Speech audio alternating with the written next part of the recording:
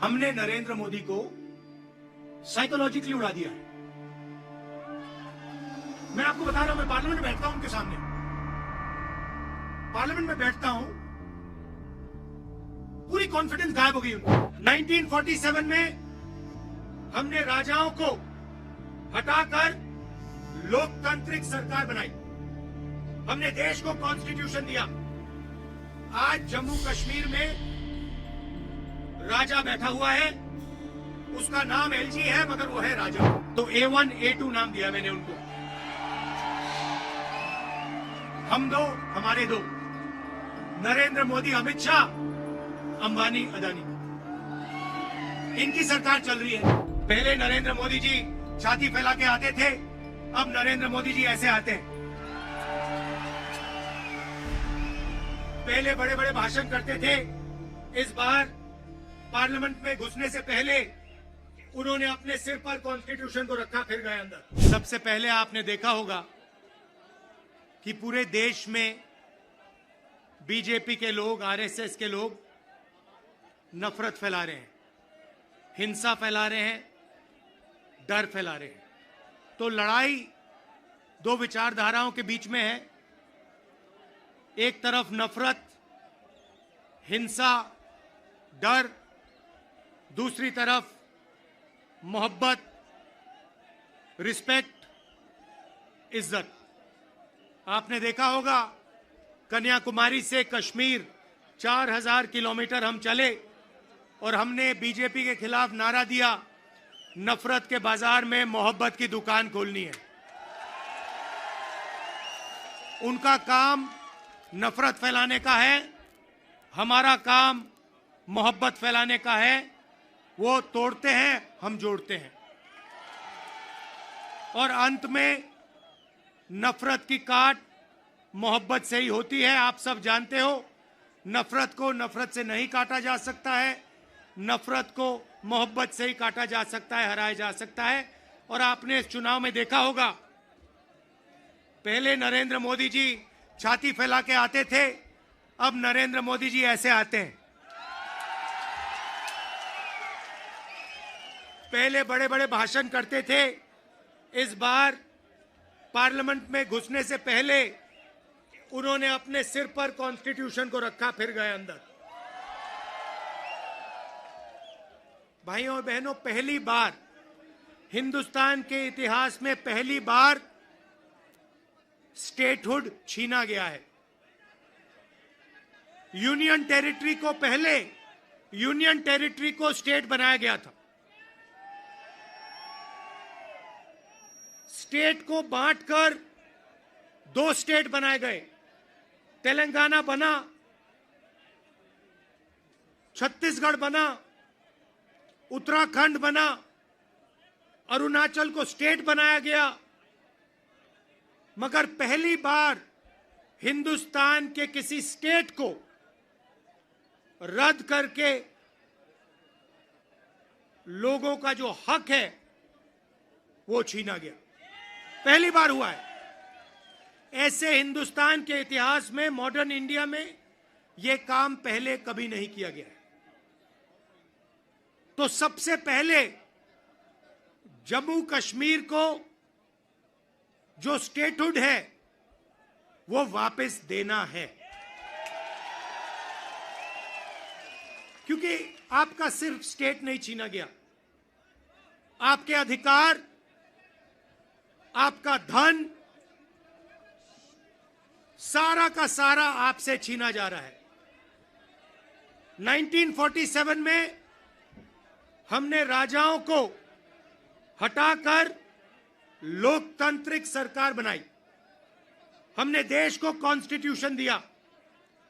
आज जम्मू कश्मीर में राजा बैठा हुआ है, उसका नाम एलजी है मगर वो है राजा। और जो आपका धन है आपसे छीना जा रहा है, बाहर के लोगों को दिया जा रहा है, चाहे वो आपके कॉन्ट्रैक्ट्स हो, सारा का सारा फायदा बाहर के लोगों को मिल रहा है और जम्मू कश्मीर के लोगों से छीना जा रहा है। तो हमारा पहला कदम जम्मू कश्मीर को स्टेटहुड वापस देने का होगा। हम चाहते थे कि चुनाव से पहले आपको स्टेटहुड मिले और स्टेट बनने के बाद चुनाव हो। बीजेपी ये नहीं चाहती है और उन्होंने कहा है कि पहले चुनाव होगा और उसके बाद स्टेटहुड की बात होगी। और हम कह रहे हैं कुछ भी होगा, जम्मू कश्मीर के लोगों को स्टेटहुड हम दिलवाएंगे। बीजेपी चाहे ना चाहे, इंडिया गठबंधन इतना दबाव डालेगी कि जम्मू कश्मीर के लोगों को स्टेटहुड देना ही होगा। यहां पे हम सब जानते हैं कि बिजली के प्रोजेक्ट्स बनाए जा रहे हैं, मगर सच्चाई है कि बिजली के प्रोजेक्ट्स का फायदा आपको नहीं मिलता है। कहा गया है कि प्रोजेक्ट के 5 किलोमीटर रेडियस में आप लोगों को बिजली मिलेगी, फ्री में बिजली मिलेगी, मगर वो नहीं हो रहा है। और बिजली के प्रोजेक्ट्स का फायदा आप लोगों को मिलना चाहिए। स्टेटहुड मिलेगा, चुनाव में हम जीतेंगे तो ये काम हम आपके लिए करके देंगे।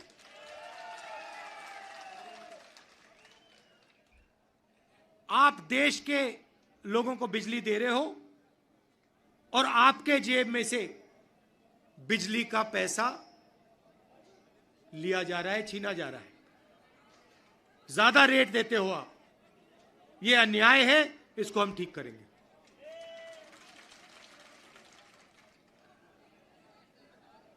भाइयों और बहनों, पूरे देश में नरेंद्र मोदी जी ने बेरोजगारी फैलाई है।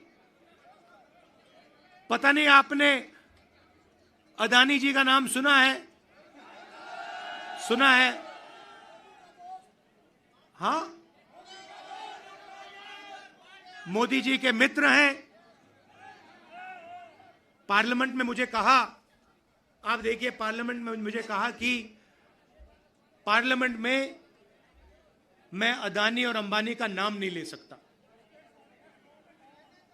तो मैंने कहा ठीक है, नाम नहीं ले सकता तो कुछ तो कहना पड़ेगा। तो A1 A2 नाम दिया मैंने उनको। हम दो, हमारे दो, नरेंद्र मोदी, अमित शाह, अंबानी, अदानी, इनकी सरकार चल रही है।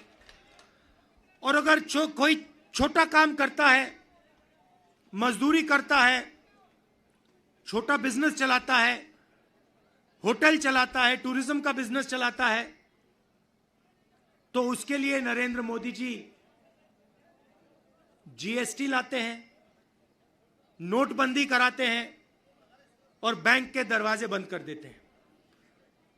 और पूरी की पूरी सरकार इन 2 अरबपतियों के लिए चलाई जा रही है।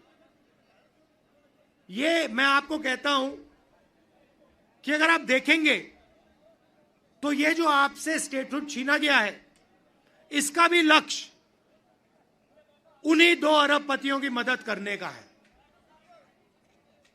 और जम्मू कश्मीर के जो लोग हैं, जो व्यापारी हैं, जो इस प्रदेश को, इस देश को रोजगार देते हैं, चाहे वो टूरिज्म की बात हो, हैंडीक्राफ्ट्स की बात हो, उन सब को ये दबा कर रखते हैं।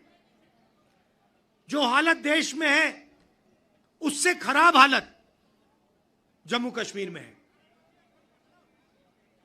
देश से ज्यादा बेरोजगारी यहां जम्मू कश्मीर में। और ये उल्टी सीधी बात करते हैं। कभी नरेंद्र मोदी समुद्र के नीचे चले जाते हैं, कभी हवाई जहाज में उड़ते हैं, कभी किसी नेता से गले लग जाते हैं, मगर बेरोजगारी के बारे में इन्होंने कुछ नहीं किया है। तो यहां हमारे एक युवा नेता हैं, एक बात मानकर चलो, यहां पर कांग्रेस पार्टी की अलायंस की सरकार आ रही है। ये निश्चित है, ये होने जा रहा है। और हमारा पहला काम हमने नेशनल मैनिफेस्टो में कहा और मैं यहां भी कह रहा हूं, जो भी सरकारी वैकेंसीज हैं उनको हम भरेंगे और एज को हम 40 साल तक एक्सटेंड कर देंगे।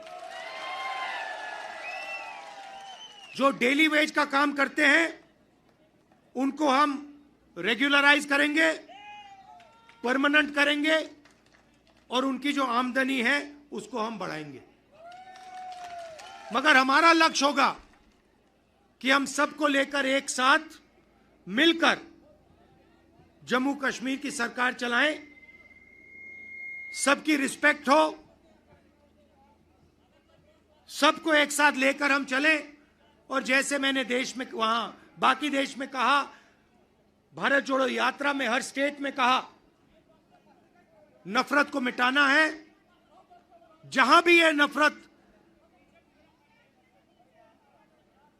की दुकान खोलेंगे, जहां भी ये नफरत फैलाएंगे, वहां हम मोहब्बत की दुकान खोलेंगे। आखिरी बात मैं आपसे कहना चाहता हूं,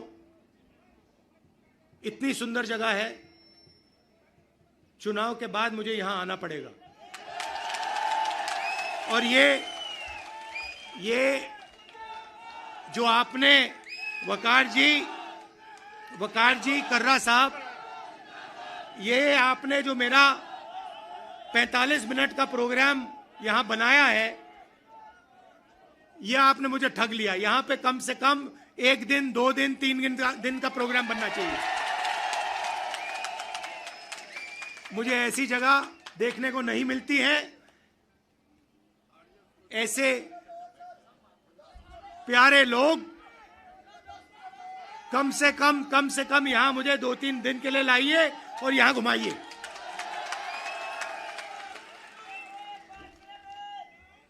पांच मिनट, 10 मिनट, जितना चाहते हो, कोई प्रॉब्लम नहीं है। हाँ, तो आपने देखा होगा, पहले कहा कि नरेंद्र मोदी को, बीजेपी को कोई हरा नहीं सकता। नरेंद्र मोदी जी कहते हैं, भैया मेरी डायरेक्ट लाइन है, भगवान से मैं डायरेक्ट बात करता हूं। और वो भी देश की मीडिया को बोल रहे हैं। अगर कांग्रेस पार्टी का कोई आए मेरे पास, जैसे कर्रा साहब आए या वकार आए और कहें कि भैया मैं डायरेक्टली भगवान से बात करता हूं, मैं उन्हें कहूंगा, भैया ऐसे करो, आप ये बात बाहर मत गलती से बोल देना, नुकसान हो जाएगा, लोग पता नहीं क्या कहेंगे। मगर नहीं, देश का प्रधानमंत्री जा सकता है, कह सकता है, भैया मैं नॉन बायोलॉजिकल हूं, बाकी हिंदुस्तान बायोलॉजिकल है, बाकी हिंदुस्तान बायोलॉजिकली पैदा हुए, मैं नॉन बायोलॉजिकल हूं, मैं डायरेक्ट भगवान से बात करता हूं। और इस चुनाव में भगवान ने नरेंद्र मोदी को डायरेक्ट मैसेज दे दिया कि भैया आपको लगता है कि आप भगवान से बात करते हो, मगर भगवान आम जनता से बात करता है और भगवान आम जनता की राय को सुनकर काम करता है। तो हमने नरेंद्र मोदी को साइकोलॉजिकली उड़ा दिया है। मैं आपको बता रहा हूं, मैं पार्लियामेंट में बैठता हूं, उनके सामने पार्लियामेंट में बैठता हूं, पूरी कॉन्फिडेंस गायब हो गई उनकी। इंडिया गठबंधन खड़ा हो गया, एक साथ मिलकर हम लड़े, पूरी की पूरी कॉन्फिडेंस हिंदुस्तान के प्रधानमंत्री की गायब हो गई है। आप मुझे बताओ, आप देखो, उन्होंने पहले कहा कि जाति जनगणना नहीं होगा, हमने कहा जाति जनगणना होगा। अब आरएसएस के लोग कह रहे हैं भैया जाति जनगणना सही बात है। फिर वो उन्होंने कहा कि हम लैटरल एंट्री से बाहर के लोगों को सरकार में लाना चाहते हैं। हमने कहा ऐसे नहीं होगा। पार्लियामेंट में बात उठाई, थोड़ा सा दबाव डाला, बीजेपी के लोग कहते हैं नहीं भैया लैटरल एंट्री नहीं होगी। तो अब एक बात समझ लो, अब नरेंद्र मोदी हिंदुस्तान की जनता से डरते हैं और अब बस थोड़ा सा समय बचा है। नरेंद्र मोदी, बीजेपी, इनको हम सरकार से हटा देंगे।